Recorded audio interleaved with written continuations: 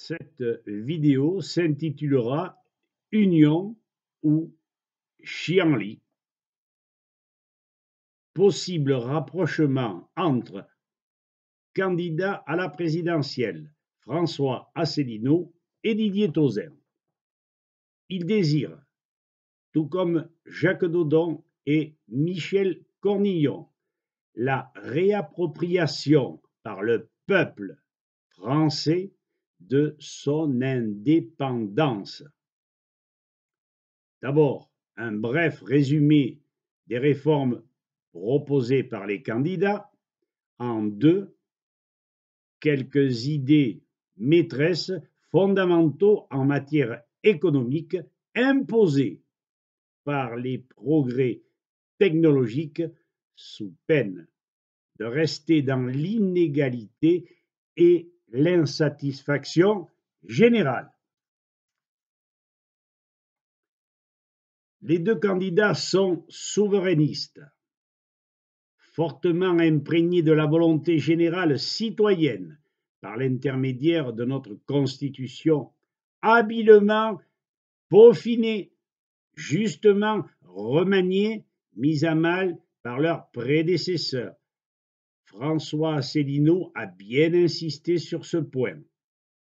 Par référendum présidentiel, de par la volonté citoyenne, il est largement possible de se désolidariser de l'Union européenne, quitter l'OTAN, aller vers une politique pacifique, réfléchie, humaniste, participative, écologique. Les référendums présidentiels permettront de réorienter la politique énergétique de la France, la dette publique honnêtement résorbée, l'immigration fort bien structurée et résolue dans le projet présidentiel de Didier Tauzin. Ensuite, la réforme du Conseil constitutionnel composé de magistrats professionnels ainsi que l'indique le présidentiable François Asselineau. Enfin, la réappropriation publique de la Poste, EDF, GDF et CNCF. Un État social luttant contre les féodalités financières. À la clé, la nationalisation des entreprises telles TF1, Veolia, Vivendi, les sociétés autoroutières et les réseaux d'adduction d'eau. Une réforme fiscale diminuant notablement les charges sociales pesant sur les PME et les PMI et permettant de réduire considérablement le chômage, projet élaboré par le général Tauzin. Cette réforme s'apparentant à celle pratiquée avec succès dans plusieurs pays européens. Je n'oublie pas la loi Notré d'août 2015, rejetée par les deux candidats.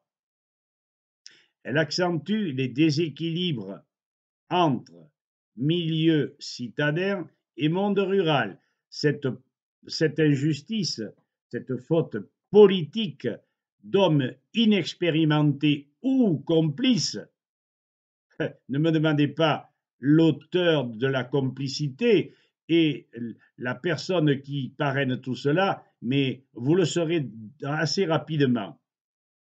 Bien, ces hommes inexpérimentés nous ont mis dans une merde immense et provoqueraient la disparition des communes rurales tout en fragilisant la démocratie de proximité et l'unité nationale de notre pays. La deuxième partie, la voici. Reconsidérer l'économie, ses règles et ses lois surannées, dépassées par d'énormes progrès technologiques en robotique, informatique et technologique, tout azimut. Il révolutionne la vie de chaque individu, du monde paysan, de toutes les entreprises, administrations, services compris. Nul n'est oublié. Ils imposent sous peine de désordres multiples, qu'ils soient soumis à des règles strictes, de bon sens, et dictées par des professionnels du monde des trois secteurs économiques en partenariat avec les ministères concernés, puis adoptée par voie référendaire.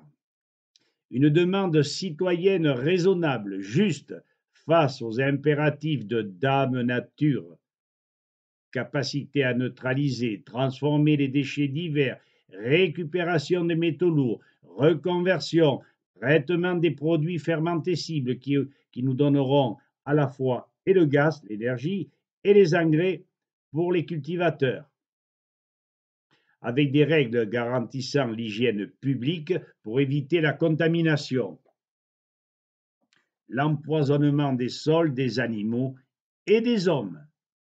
Abandon progressif des matières plastiques, inutile d'insister sur d'autres exemples. La chimie et les produits de synthèse sont évidemment visés.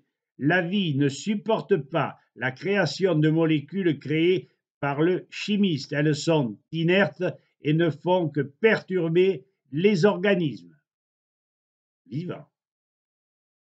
Voici enfin le plus difficile à saisir, mais sans trop perturber nos méninges. On vit dans un but précis, satisfaire nos besoins. On ne devrait plus travailler pour accumuler des richesses, surtout lorsque ces profits sont mal acquis par la spéculation, par la rente. À quoi serviraient nos liquidités si l'alimentation subitement disparaissait? Mangerions-nous nos billets? Croquerions-nous nos pièces d'argent et d'or? Des systèmes économiques basés sur les richesses produites ont existé en Suède et en Allemagne bien avant la guerre. Ces derniers fonctionnaient fort bien. L'idée de base était la suivante. La valeur monétaire de la production nationale doit être égale à l'émission monétaire gratuite correspondante, émission fabriquée, émission créée par la Banque de France. Dernière considération.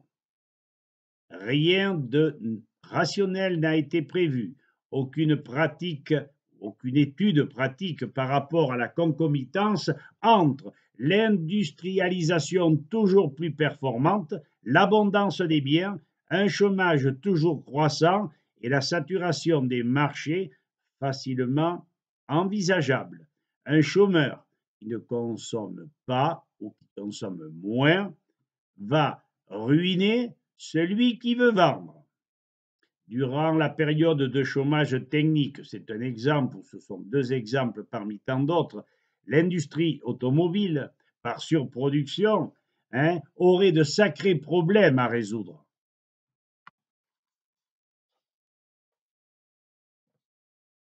Que serait-il possible d'envisager afin que les chômeurs et leurs familles puissent vivre décemment? Lors d'une calamité agricole régionale, locale, comment pourrions-nous assurer une vie décente aux agriculteurs sinistrés et à leurs familles? Les réponses sont toutes simples. La loi économique dont j'ai parlé tout à l'heure, c'est-à-dire la valeur monétaire de la production nationale étant égale à la création de cette même monnaie par l'État, par la banque, eh bien, va nous permettre de comprendre. Cette loi économique que tous les secteurs peuvent s'approprier sont partie prenante dans la production nationale, particulièrement le secteur agricole assurant l'équilibre alimentaire. En conséquence, tous les produits cultivés, élevés ou transformés ont bien une valeur monétaire. Cette valeur correspond bien à une émission monétaire. Il suffit alors d'appliquer le principe de répartition. Les victimes des différents problèmes économiques ou naturels sont secourues sans problème. Et ce, jusqu'à ce que l'équilibre économique d'une firme donnée, des exploitations touchées, soit rétabli. D'autre part, chaque professionnel qu'ils soient employés, techniciens, administratifs, militaires, médecins, etc., recevant la quote-part de la production nationale, fabriquée, transformée par tous les citoyens, hein, tous les services sont gratuits. Nous sommes tous liés par le travail, la tâche qui nous incombe.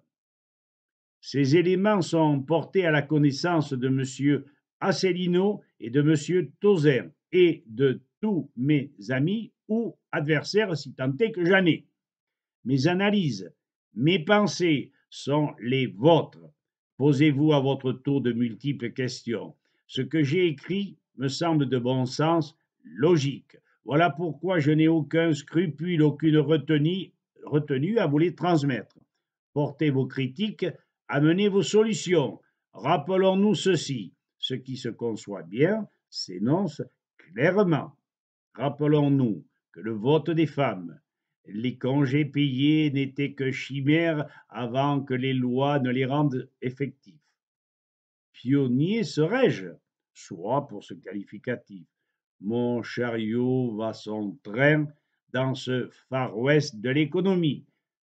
D'autres, prochainement, devraient suivre. Mes deux chers amis candidats à la présidentielle y réfléchiront, je l'espère. Je reconnais bien volontiers que je ne suis ni militaire ni issu de hautes études. Je ne suis stratège en quoi que ce soit. Suis-je de trop gonflé? De rester rêveur? D'une pierre fera-t-on deux coups? Ma foi, l'avenir m'avertira.